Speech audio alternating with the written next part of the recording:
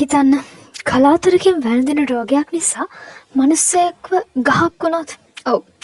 සාපේක්ෂ බිලියන 8ක් පමණ වන ලෝක ජනගහනය අතරින් වාර්තාගත වෙලා තියෙන ආකාරයට මිනිස්සුන් 200ක විතර ඉතා සුළු ප්‍රමාණයකට වැළඳුන මේ රෝගය හඳුන්වන්නේ ට්‍රී සින්ඩ්‍රෝම් නමින්.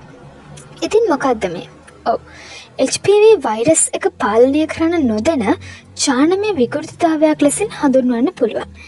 ඉතින් HPV වෛරසය සමග මේ වෛරසය පාලනය කරන්න හැකි නිසා කාලයත් සමග අපේ සිරුරේ අත් පාද සහ මුහුණු ආශ්‍රිතව වර්ධනය වෙන ශාක පොතුවැනි ඝනකම් කොටස් මේ රෝගයේ රෝග ලක්ෂණ වෙනවා.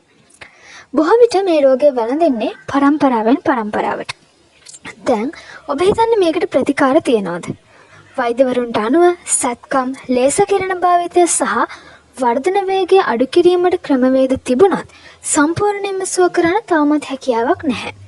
නැවත නැවත වර්ධනය වීම නිසා මේවා කාලයත් සමග පිළිකා රෝගී තත්ත්වයකට පවා වර්ධනය වෙන්න පුළුවන්. නමුත් මේ සඳහා 2021 වර්ෂයේ පටන් ජානමය පර්යේෂණ ගැඹුරින් සිදු කරමින් පවතිනවා. ඉතින් මේ වගේ අලුත් දැනුම ලබා ගන්න කැමති නම් මගේ channel එක subscribe කරලා තියාගන්න. ඒ වගේම මගේ වැරදි අඩුපාඩු තියෙනවා නම් ඒ ගැනත් comment එකක් දාලා like එකක් දාලා තියන්න.